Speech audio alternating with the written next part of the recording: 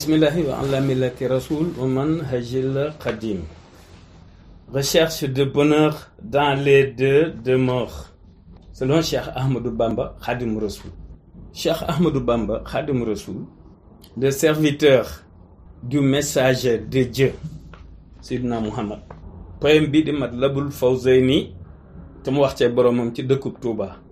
Jël aaya yi nga xamante ni bii Sayyidina Ibrahim moom la xaatabante woon ak boromam, mu jël ko tëggee ko may wax ni Matlabul Fawzayni ni muy walaabale pour dëkkub Touba di dëkkub ku tedd ki, noonu lay walaabale ngir Sénégal, noonu lay walaabale ngir Afrique, noonu lay walaabale ngir àdduna bi yépp.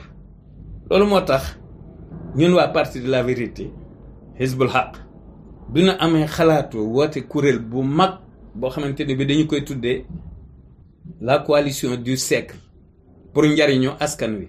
moo tax du ñu mën a référé wu fenn fu dul ci waxi ku tedd ki Cheikh Ahmadou Bamba Khadim Rassoul. ndax suñu borom subhanahu wa taala bi mu nu teralee tàmbalee teraanga ji ci suñu maam Adama ak Hawa ba fii ni toll ba àddunay jeex, képp koo xam ne nit nga doomu Adama nga, teraanga jamu lay teral dala koy jaaraleel ca la nga gëm, donte da nga ko weddi moom yàlla di wut beneen yàlla itam la ngay bëgg teewul mu la koy jaaraleel ca kooka ci matam moom buur bi subhanahu wa taala. loolu moo tax nu bëgg coalition bi ku ciy ñëw ku nekk itam nga nangu ni ñun waxi Cheikh Ahmadou Bamba Khadim Rassoul mooy suñu cëslaay, mooy suñu référence, mooy suñu socle, mooy suñu credo, mooy suñu objectif, mooy suñu objet laa bëgg a wax, ndax ci la ñuy tëggee suñu objectif ci objet bi mu waxee boroom moom fii ci Matlabul Fawzayni ni ko ô toi qui est loin de toute ressemblance, de toute ressemblance, ô toi qui est loin de toute ressemblance aux créatures. yàlla nuróowut ak dara, kenn du ko nuróoleeg dara. mu ne ko je demeure ici en souffrant. ndax boobu foofu ab gott rek la, ay rab yu aay rek fa yu aaytal rek fa dëkkoon, muy dëkk bii tey ñuy wax Touba. mu wax yàlla ne ko sois donc mon compagnon par excellence et guéris-moi de la maladie jusqu'à ce que je sois engagé dans la meilleure direction. te yàlla defal na ko itam mu ne ko oh équitable, celui qui l'humilie les infidèles la bëgg a wax et qui sécurise les fidèles, c'est toi qui me protège ici. Oh toi qui sécurise-moi donc en permanence, majestueux contre tout mal, tout châtiment et tout égarement. Oh toi qui es si exalté pour avoir de compagne ou d'enfant, couvre-moi de ta protection, ainsi que l'ensemble des habitants de ce terroir. ma wax ni muy valable foofa noonu lay valable fii ak feneen ak feneen ak feneen. ndax ba mu ne barakatul maahi allah yantasharat wa hasamat kulliyati wa basharat, daf ko tasaare ñépp. ni mu jëlee ci yonent bi daf ko tasaare ñépp. bayit wi mu doon wax ci te bind ko ci yawma arafa di wax ni billahi war rasuli, billahi wal kitaabi war rasuli wa bi sahabati wa jaddtu su'li. yàlla mi am yëfam, ami waxam, ami secrem, ami yërmandeem, def ko ci téereem bi jox ko Jibril mu jàngal ko yonent bi jàngal ko saaba yi. man Cheikh Ahmadou Bamba Khadim Rassoul bu ma demee ci yàlla am fa lu may laaj, bu ma yemee ci alquran mu fekk ma faag la may laaj, bu ma demee ci yonent bi mu fekk ma faag li may laaj, bu ma demee ci saaba yi mu fekk ma fa li may laaj. moo tax jot naa ci li ma doon laaj. bayit woowu billahi wal kitaabi wa rasuli wa bis sahabati wa jaddtu su'li, am naa la ma doon laaj. foofu fu ma fi dem fekk ko fa. loolu ci bisu yawma arafa la ko bind.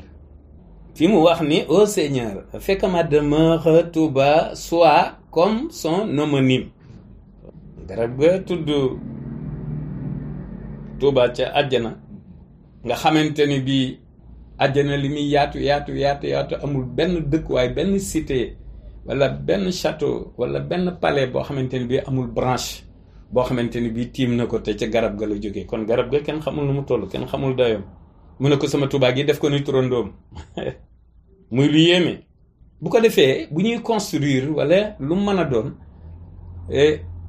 ci leer yi lumière yooyu lumière yi Tuubaa dafa am ay lumière ay anwaar benn képp bu ñu taasoo ci barkeb benn leeru Tuubaa rek ci lu mu mën a doon dañu koy réussir waaw mu ne ko soit comme son homonyme par égard pour le meilleur des adorateurs de Dieu te ñun ñu ngi adorer yàlla à travers moom Cheikh Ahmadou Bamba Khadimou Rassoul mu ne ko accorde-lui la meilleure bénédiction pour qu'aux siens et ses compagnons qui étaient liés de bon rapport dal ni ko nag quiconque me rend service ou visite accorde-lui le salut et pardonne-lui ses péchés.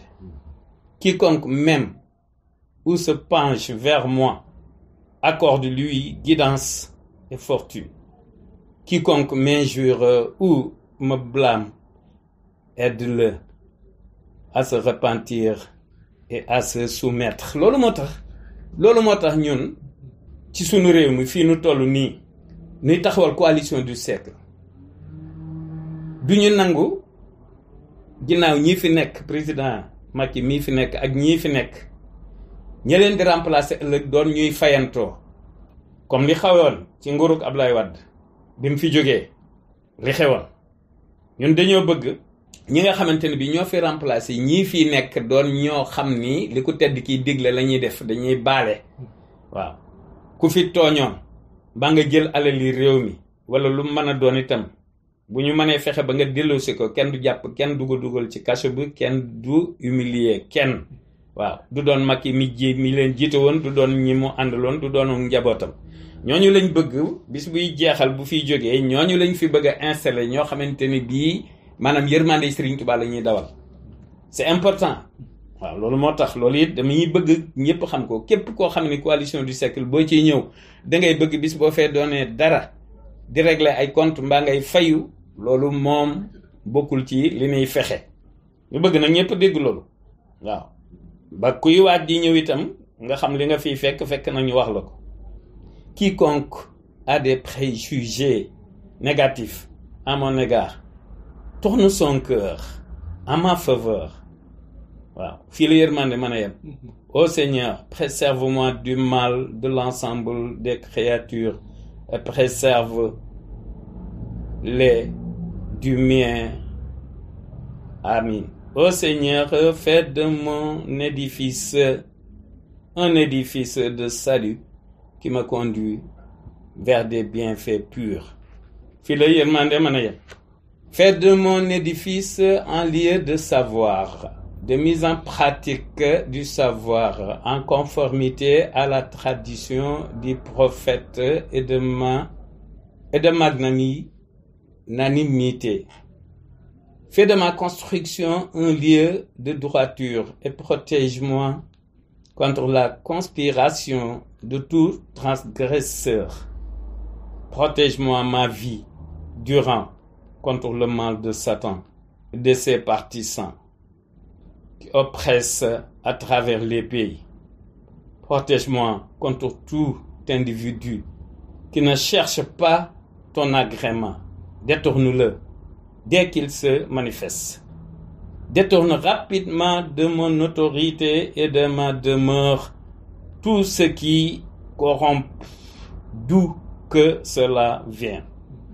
Fais demeure ce qui assainit sous mon autorité et dans ma demeure par égard pour le guide, le fidèle.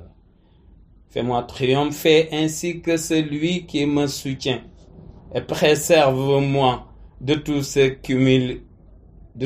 qui m'humilie.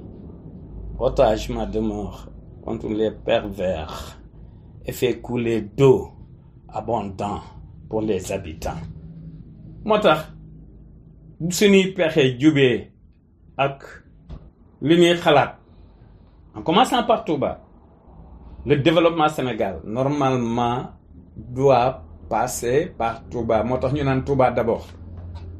barki biig rek laa ciy waxtaan ak Seydina Omar Mbacké bu Gaynde Fatma ak Cheikh Tall Dioum waaw ci mbirum Touba ndox ak eau potable ak et cetera ak yeneen ak usines yi nga xam ne ñu ngi koy xalaat pour les enfants waaw pour les jeunes.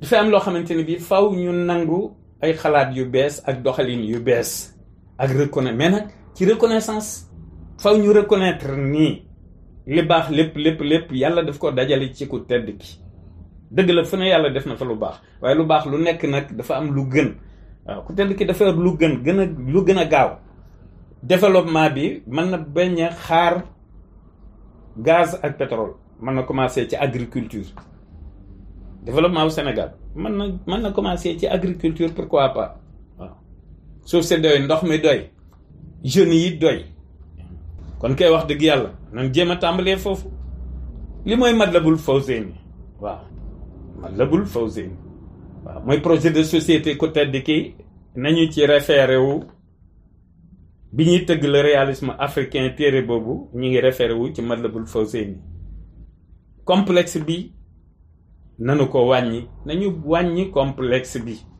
waaw der bu ñuul bi kontul Serigne Touba moo ko wax xam-xam bi moo compte ñun Sénégal li ñuy gën a jik mooy yoon wi nu Serigne Touba tracé la ndax charia ak xaqiqa moom wax dëgg yàlla mi ngi ko doonee ci yonent bi def ci li mu ci def ci l'islam waaye nag def noo jàngal ni ñuy dundee mode de vie def nu koo jàngal niyatul xayri wa xawlul xayri wa fi'lul xayri